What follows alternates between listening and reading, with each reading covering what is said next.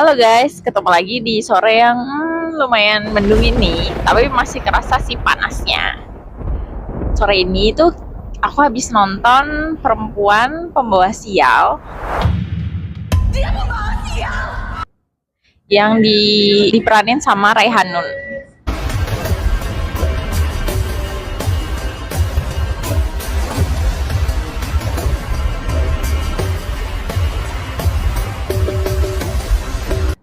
Nah, ceritanya ini di sini itu si Mirah ini tuh jadi perempuan bahulawean yang kalau misalnya ada orang yang bersetubuh sama dia besoknya atau hari itu juga bakal mati. Ya, Mas. Bahulawean itu semacam apa ya dikatakan mitos atau tradisi atau apa yang memang ada di Jawa. Intinya kalau bahulawean itu kalau punya suami mesti suaminya sering mati. Awalnya ya prolognya tuh seru banget, apalagi di pernikahan pertamanya, di pernikahannya pertama si Mirah tuh dari mulai awal sampai si suaminya yang akhirnya dijemput ajalnya pakai delman yang kusirnya itu tuh nggak ada kepalanya, itu tuh serem dan oke banget.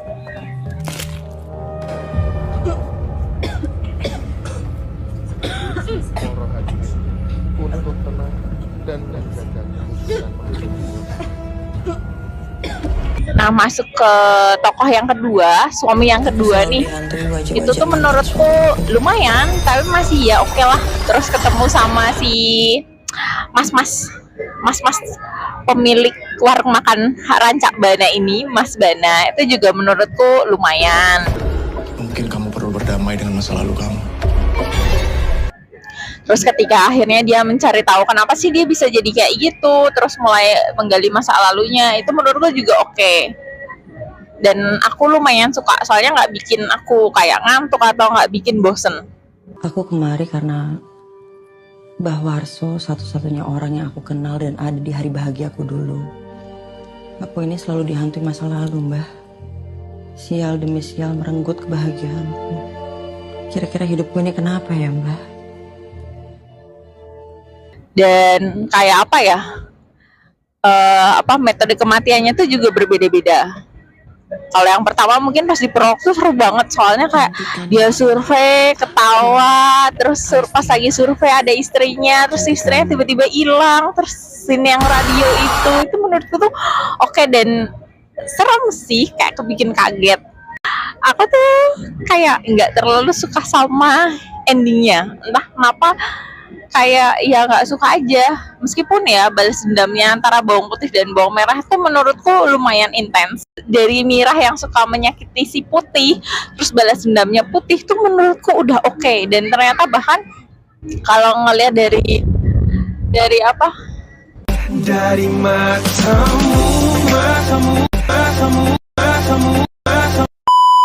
satu lagi yang aku suka di semua sebenarnya di karakter si Putih dan si Mirah ini, Mbak Putih dan Mbak Mirah itu kayak apa ya, kayak karakter manusia, bahwa ternyata emang yang namanya dendam itu semacam mendarah daging. Apalagi si Putih yang sering disiksa masa mudanya sama si Mirah, terus cara dia balas dendam dengan sangat menyakitkannya itu juga menurutku sangat wow.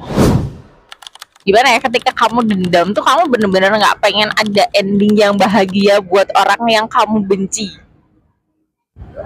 Dan scene mereka yang terakhir itu menurutku oke. Cuma kenapa pas diterusin terakhir itu aku yang nggak suka banget. Maksudku kayak gitu loh, endingnya tuh bikin agak kesel gitu ya.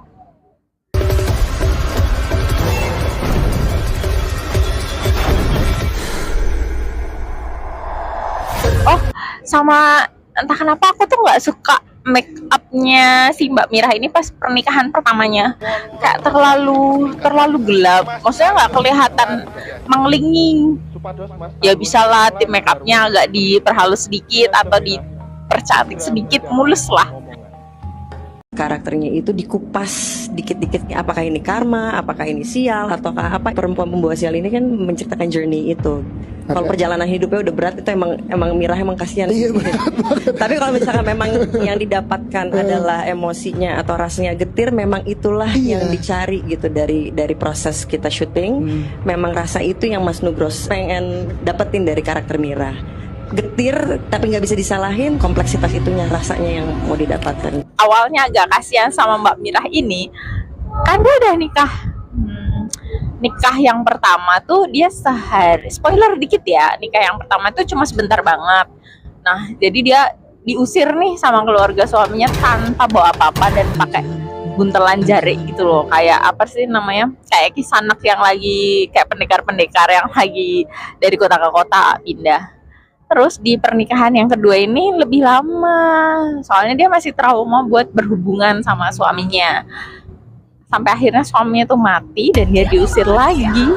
Sama aja men, dia tuh diusir tanpa bawa apa-apa, yang padahal suami keduanya ini tuh adalah kepala pabrik. Masa kamu sampai nggak nyimpen uang sepeser pun? Bahkan kotak uangnya tuh kayak diminta lagi sama asistennya. Ya kenapa sih duitnya nggak diambil aja atau gimana? Kan intinya kan dia udah nikah kayak beberapa hari, dan kan ceritanya di situ juga udah kerja ya di pabriknya, di pabrik apa bikin wig, tapi tetap aja dia miskin banget. Jadi aku kayak duh kok gini banget sih, sampai harus nginep aja di apa ya, kayak di puing-puing belantara gitu loh. Tapi kalau ngenotis sebenarnya pas di puing-puing tuh kayak kelihatan ada ibu-ibu pakai kebaya gitu, tapi aku nggak tahu itu siapa. Sekilas tuh dia mirip kayak ibu-ibu kebaya yang jual sayur. Cuman aku nggak tahu sih itu sebenarnya ibu-ibu siapa. Kalau misalnya kalian tahu bisa kalian bisa tulis aja di kolom komentar ya. Jangan lupa like, share, sama subscribe. Terus ketemu lagi di review film selanjutnya. Review film dari aku, Faye. Dadah.